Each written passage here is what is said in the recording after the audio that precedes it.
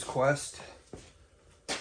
How to make unreliable electric scooter reliable again. This thing's pretty cool. It's very light. It had a 12 or 24 volt motor on it. The batteries have been replaced in it several times. It doesn't last very long. Common problem with electric shit.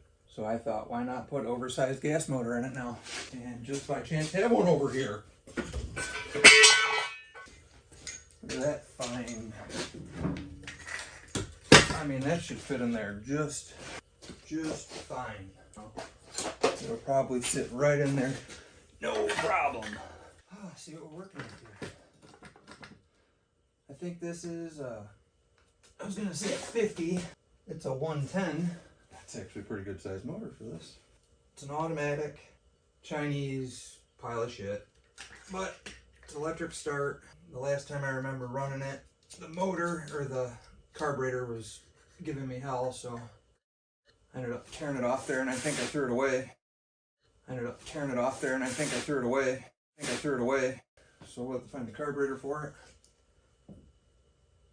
it. How's this thing mount? Not easily. Get all the dirt out of there. So yeah, we'll do a collage of making that son of a bitch fit in there. This thing should rip pretty good. It's about the 100th time I hit my head on that.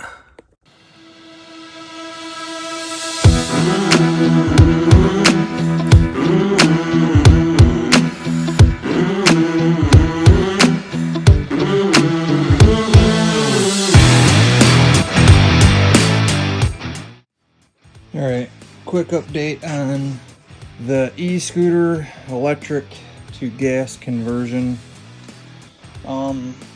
If anybody's got a, I think they start on 70, they got an 80, a 90, a 107, or 110.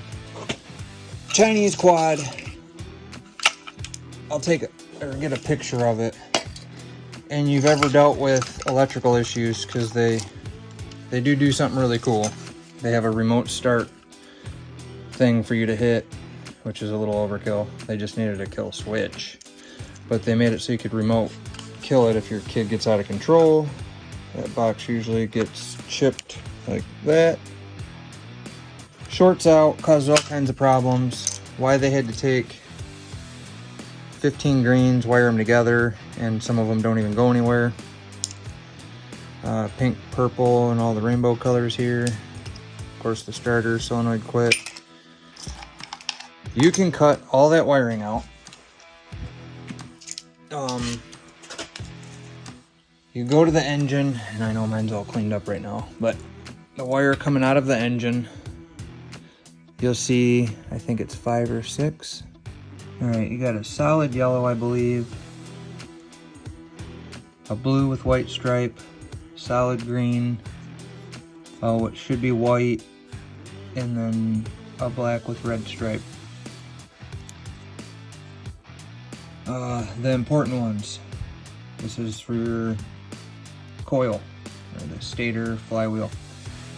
Red with, or black with red stripe. Pulse, blue with white stripe. Rectifier here, so we still will charge because this one's good. You don't have to have this if you're just going to jump start it, bump start it, whatever you want to do. You do need the ECU. But pretty much it's wire the same color from engine to ECU, eliminate all the other bullshit. Right here to the coil, you see I got the ground and then the coil, and obviously this is going to cause the pulse, blah, blah.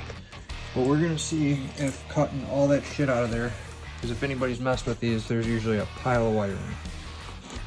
And that's not even half of it. But the carburetor was junk. We'll get one later. We're just gonna see if it fires. Should make some noise.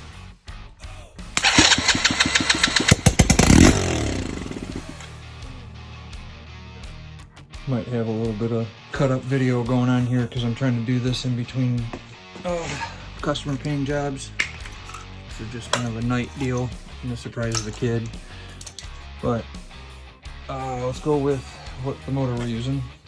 We got a Chinese 110. Kind of nice, got electric start. I'm modifying the wiring to simplify all the garbage that failed on it. It is a fully automatic. Probably got a typical clutch inside. I'm not going to take it apart to figure it out, but I remember riding the quad around before I turned it into a Power Wheel project. The frame is an e-scooter, and just to get an idea here, because they're really kind of underpowered motors, but when you put them on a frame that weighs, you know, I don't know, 30 pounds, it should fly. So stay tuned. Building, not everything has to be a death trap and have to have a snowmobile engine on it and go 100. Kind of feel bad because the little guy doesn't have anything to really ride that's not gonna, for his age, it's not gonna hurt him. So we're gonna build him a lightweight 110 cc fully automatic lightweight scooter. Tires on it weren't half bad. They're kind of cool, like a road bike looking tire. I may, because I can't leave anything alone, try to run this slick on the back so it's got a cool look to it. And I thought and we're gonna upgrade, you know, the little drum brake possibly to the disc brake. But even that tire, you know, would look badass on the back with that style on the front. See how it goes.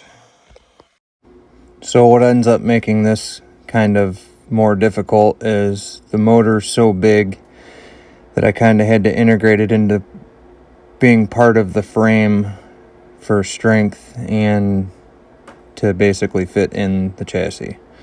So here we go. Still got a little bit to finish. The bike overall weighs, as it sits with the driveline on it, the engine, the frame,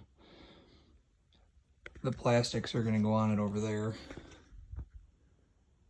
Those can't weigh 5 pounds. It's scaling in at 65 pounds with a 110 cc motor on it. It should move.